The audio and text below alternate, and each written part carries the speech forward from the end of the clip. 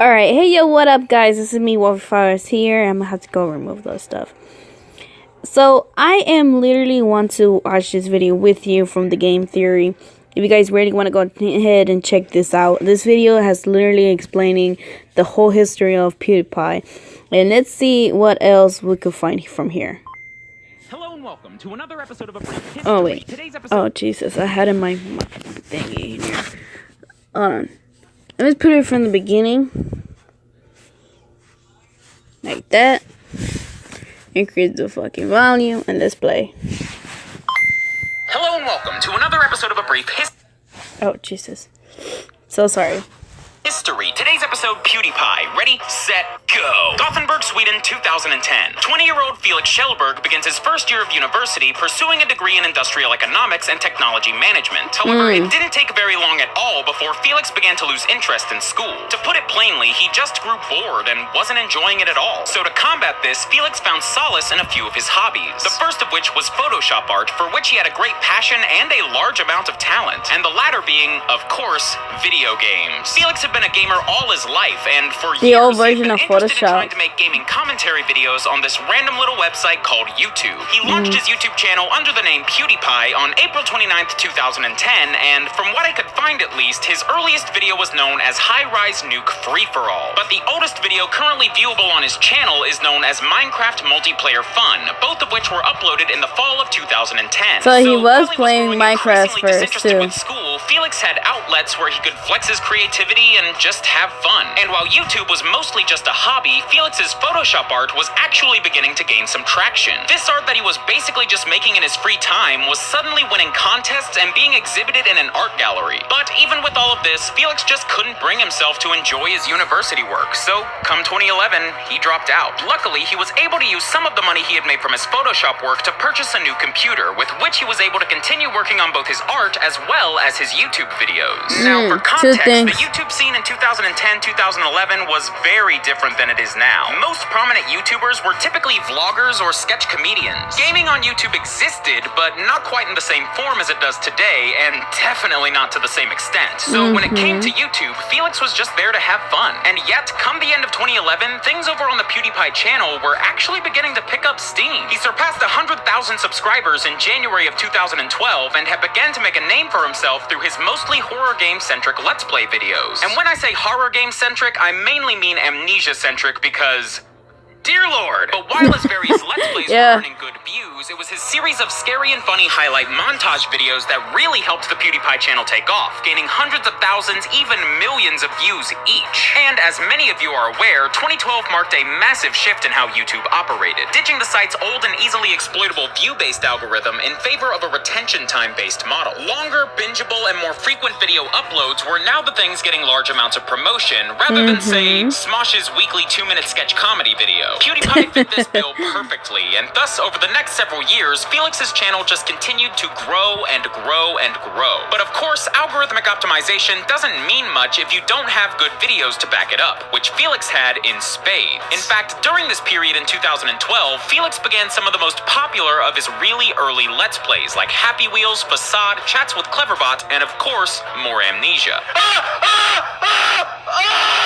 And from here, PewDiePie's audience just continued to increase, steadily at first, and then startlingly fast. His channel passed 1 million subscribers by July 2012, only to then jump all the way to 10 million subscribers by July of the next year. But it only got crazier from there. By December of 2013, only 6 months after hitting 10 million, Felix had nearly doubled his sub count, boasting just over 19 million subscribers, making him far and away the most subscribed to channel on all of YouTube, a position he's held to this day, currently clocking in at over 55 million subscribers. But far more interesting than PewDiePie's numbers is how he, as a content creator, has changed over the last few years. At the start of his rise to the top, Felix was YouTube's premier gaming content creator. When people thought YouTube gaming, they thought PewDiePie. He even proved to have a strong influence over the gaming scene, with his videos arguably acting as the launching points of popular titles like Flappy Bird.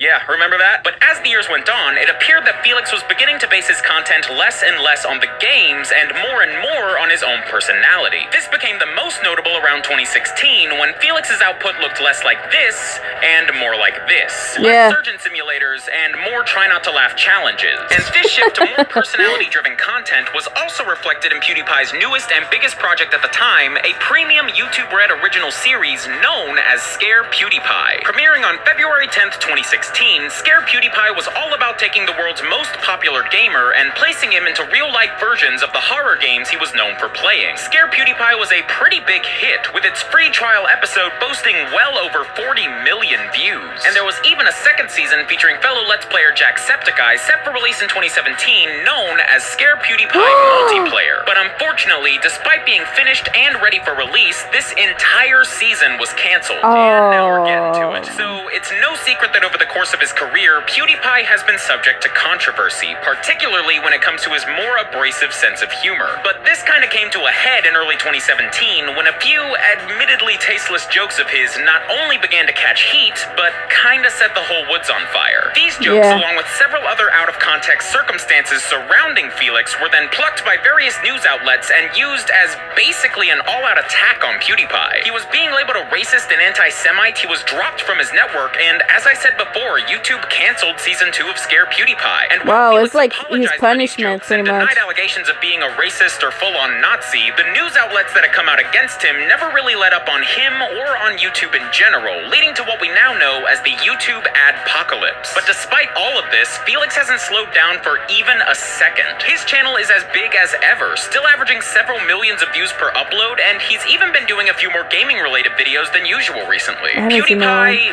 is PewDiePie, you know? There are very few people on YouTube like Felix. For many people, when they think YouTube, PewDiePie is the first person who springs to mind. And this has been both a positive and a negative thing throughout his career. Positive, as it's given him the opportunity to do amazing things like release books and video games of his own and raise millions of dollars for charity. But also negative, as he's basically been treated like a target by more mainstream media outlets even before the most recent 2017 controversy. Looking back several years ago, the only time more mainstream news outlets would even look at PewDiePie was to talk about how much money he made, and do so in a very condescending, can you believe this kind of way. But through it all, Felix has never stopped making videos, opting instead to grow and change as a content creator. One day he was a college dropout making videos for fun, and only about 3 years later, he was the top dog on the world's premier video sharing website. And since then, Felix's channel has basically acted as the archetype of how a gaming channel can succeed. Pretty much every major gamer on YouTube has followed a similar pattern as Felix over their career. Very Everything much. from the games they play to the way they do face cam, and even the whole thing of shifting from gaming-centric content to more personality-driven content. So whether you love him or hate him, I think it's safe to say that YouTube as a whole would have been very,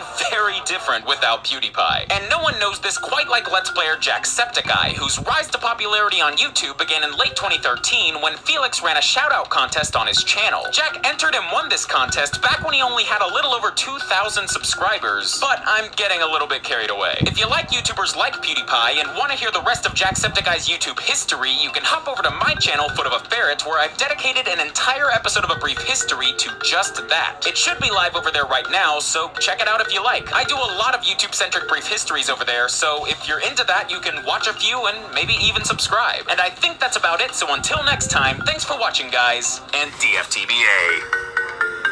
Like, I really am shocking, you know, but of course it's true, because through, you know, that I, you know, watching, out of nowhere I saw that one, so I was like, decided to watch it, and I said, you know what, before I start literally watching, why not, you know, recording you guys. But if you guys really want to watch this, what do you call it, what was it? He pretty much nowadays, he's like fucking upload whatever it is, like whatever he got, like all his, you know, thing. Yeah, and back in the old days, he just play cool, funny games and all that. But I mean, nobody is perfect, and whenever he's right now, just try your best, you know, whatever you got. So, it's definitely true. So I'm just gonna get that one. And if you guys really want to send me a cool video, just send me the link on the video in the comments down below, and I'm most definitely gonna have to watch this and make more reaction to it. So thank you guys for watching, and I'm very shocking because I was literally, I think I watched the whole season 1 of Scared PewDiePie, but I really want to watch the second part of. But yeah, if you guys really want to find out more information, I also gonna send in a link down below, and hopefully you guys enjoy.